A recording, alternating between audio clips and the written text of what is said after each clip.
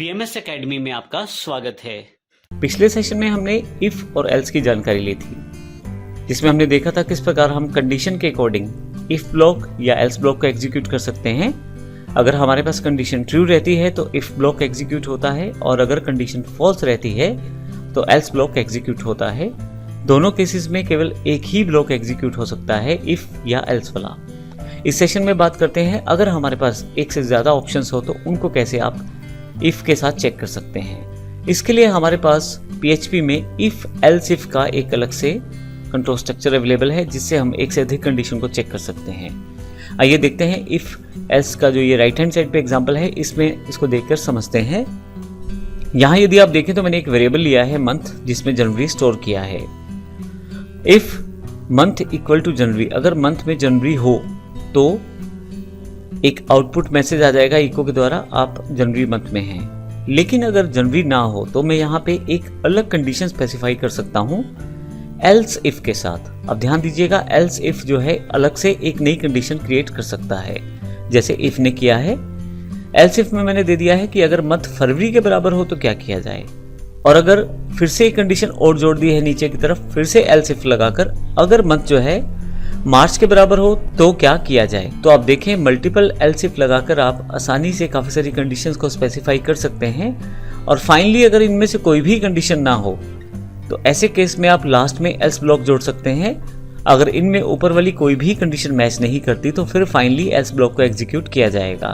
तो इसका अर्थ ये हुआ कि ट्रू सेक्शन के लिए आपने काफी सारी एल्स इफ कंडीशंस बनाई, और फॉल्स के लिए फाइनली फिर आपने एक एल्स सेक्शन अलग से बना दिया। आइए इसको प्रैक्टिकली एग्जांपल के द्वारा देखते हैं if else if dot PHP के रूप में। यहाँ मेरे पास Notepad++ की फाइल अवेलेबल है और लेफ्ट साइड पे मैंने ब्राउजर को ओपन किया हुआ है। तो आइए फाइल पे ओपन पर जाकर मैं इफ एल्स इफ के एग्जांपल को ओपन कर लेता हूँ। अब यहाँ पे आपके पास फाइल अवेलेबल हो गई है, और यहाँ से भी मैं अपने इस प्रोग्राम को ओपन कर लेता हूँ।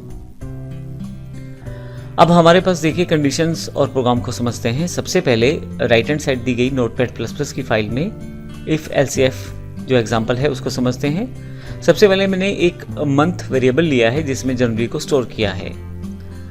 अगर मंथ में जनवरी हो, जो कि है, तो इस केस में आपको ये वाला ब्लॉक एग्जीक्यूट होगा और जानकारी देगा आप जनवरी के महीने में हैं।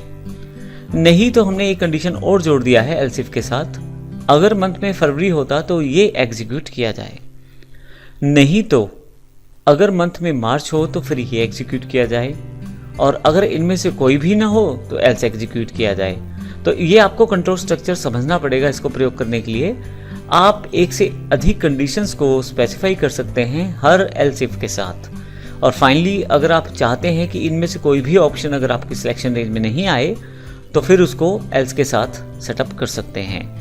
अब यहाँ जनवरी मैंने किया है और यहाँ पे आउटपुट है आप जनवरी के मंथ में हैं। मैं यहाँ फेब कर देता हूँ।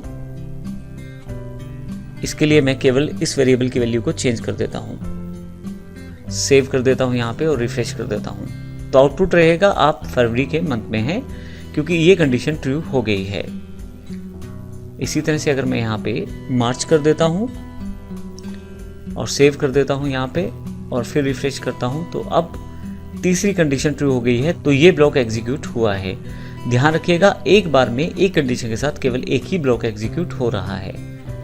अब अगर मैं यहाँ वैल्यू वो डाल देता हूँ जो ऊपर वाली किसी भी कंडीशन में नहीं है, तो ऐसे केस में क्या होगा? ऐसे केस में हमारे पास एल्स ब्लॉक एग्जीक्यूट होगा, ये वाला। तो जो ऑप्शन यहाँ पे है वो अवेलेबल नहीं है, ये जानकारी आपको एल्स ब्लॉक दे रहा है।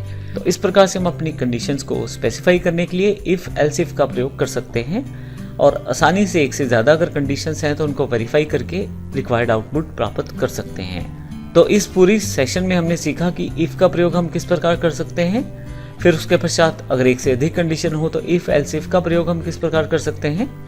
अगले सेशन में हम बात करने वाले हैं स्विच स्टेटमेंट की, और देखेंगे किस प्रकार उसका प्रयोग किया जा सकता है PHP के साथ। धन्यवाद।